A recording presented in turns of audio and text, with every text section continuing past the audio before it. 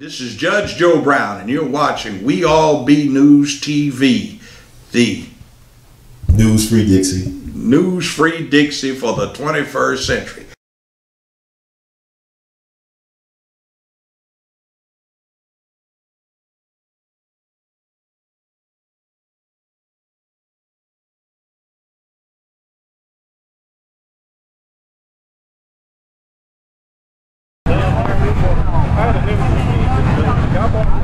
We All Be is with Lee Miller on Nathan Bedford Forrest Day. He is the PR and spokesperson for the Sons of Confederate Veterans, correct? Correct. All right, how you doing today, sir? Good to see you, Ron. It's good to see you. I want to ask you a question because I know everybody have seen the speech made by New Orleans Mayor Mitch Landrieu concerning the removal of Confederate memorials in New Orleans. I just want to get your response to this movement to remove Confederate memorials and his response in particular in New Orleans.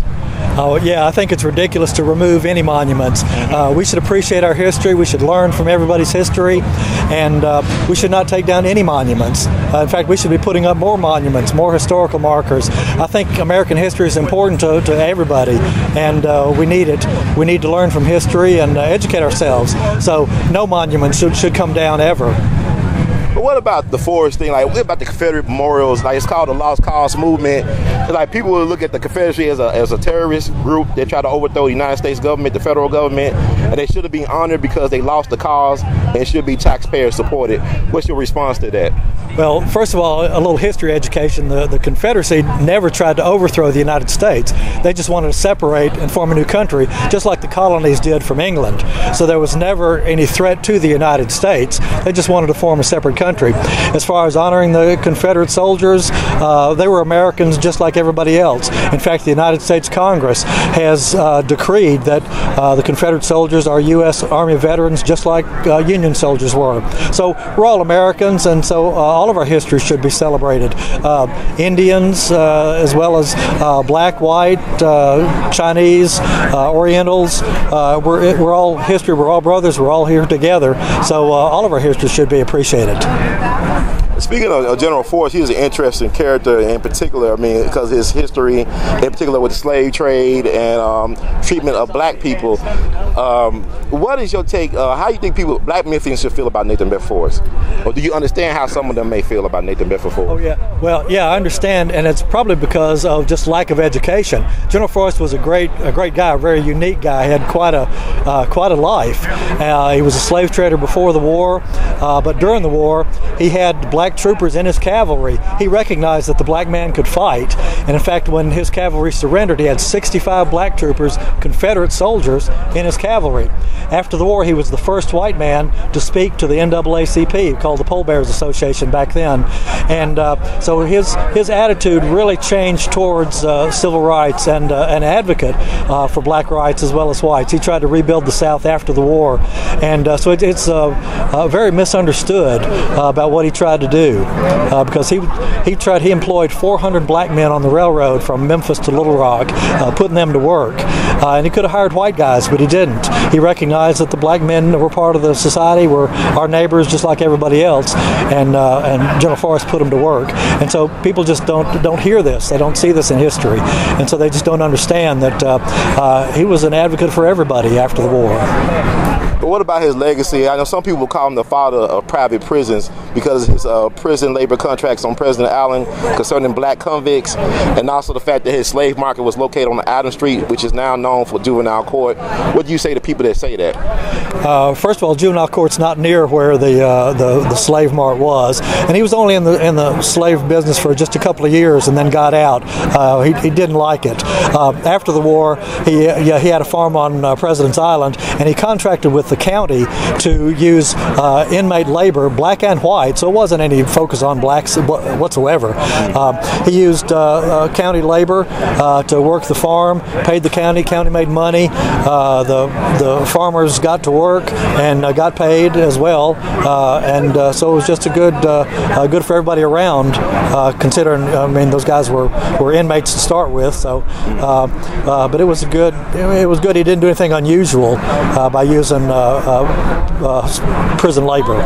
Now, is it true in the 1940s that the statue was turned around facing south instead of north, the equestrian statue of Forrest? Is that true? No, that's not true. The Forrest statue was always faced south. He was always wanting to look upon his southern brethren, black and white. What about, I heard this famous black person named Douglas Turner Ward say he's the great-grandson of Nathan Bedford Forrest. Do you believe that? He's the founder of the Negro Ensemble Company up in New York City. Oh, no, I don't believe that at all. General Forrest was very devoted to his wife, Mary Ann, and wouldn't think of having an affair with anybody else at all whatsoever. So I don't feel that he's telling the truth or knows the truth. Why will a black person claim Nathan Bedford Forrest is his great-grandson? It's like a Jewish person claiming to some people Hitler as one of their kin or great-grandson. Well, that's an incorrect comparison, bad comparison, but sure, I guess there's a lot of people that would love to be a descendant of a famous person. So that may be the case because he's had he's quite a family, quite a history. So maybe he is somehow related, but certainly not a direct descendant. Like what he said was that his great-grandmother was a mistress of Nathan Bedford Forrest. She ran away from him to Louisiana and had his I guess his grandmother, and she had, you know, that's his kin. That's how he relates it. Oh, well, it's an interesting story, but I've never heard that before, and certainly none of that shows up in any of the biographies of General Forrest. And he's had numerous, in fact, more books are written about General Forrest than any other person in the Civil War except Robert E. Lee and Stonewall Jackson and Abraham Lincoln. So no historian has ever come up with any stories like that. Now, is it true that Nathan Bedford Forrest left in his will that he wanted to be buried with his men in Elmwood Cemetery? Is that a real fact?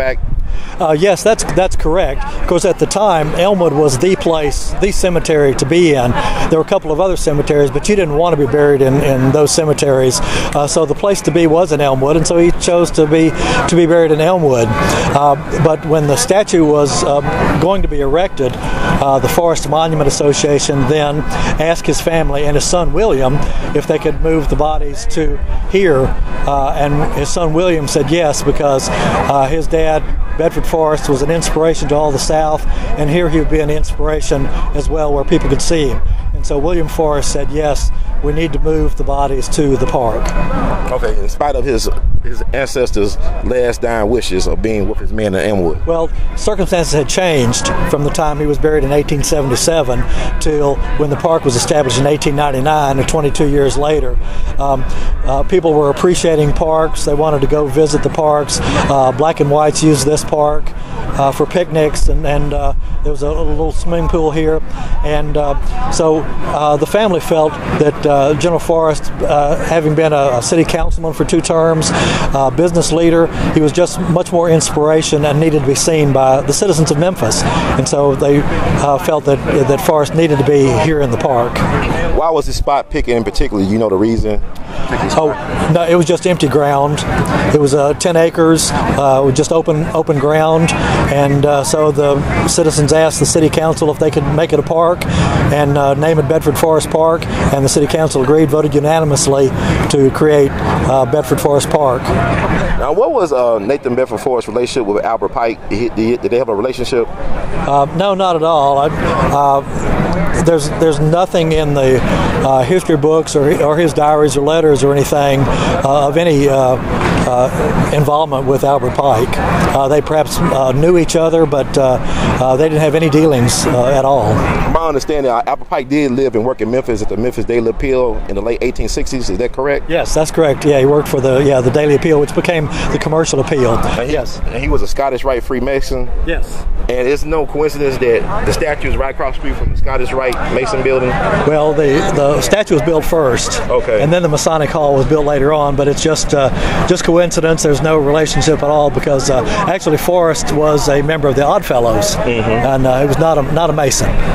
So Albert Pike, I know he's the only Confederate general to have a monument in D.C., which is unusual. He's from the North. He's from Massachusetts. Yes. So I just think he's an interesting figure. I just want to know if there was a connection. I think it was interesting that they both are in the same vicinity of each other. Would you object to a historic marker relating to the Fort Pillow Massacre or to black people of him dealing slavery in this park, or a monument to black people or black Union soldiers in this park?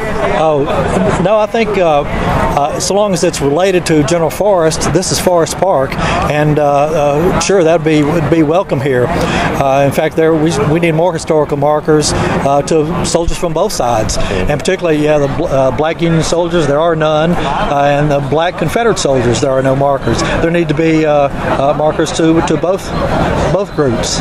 Will you be okay with a monument that concerns 4 pillars dedicated to the Union soldiers in this park? Probably so, just as long as it was, truthful. That's what counts. So was it a massacre, or what do you call it? No, it was not a massacre. Union General William T. Sherman, in his U.S. military investigation, determined that it was not a massacre. It was just they were just overwhelmed. The defenders were just overwhelmed, and if you look at the record of the 286 black troops that were there in Fort Pillow, 60 of them were taken prisoner. So they weren't all killed. There was no intent to kill the Union defenders. They just wanted to capture the fort, and that's all there was to it. Thank you, Mr. Lee Miller, for your time. Appreciate it. Yes, glad to talk to you.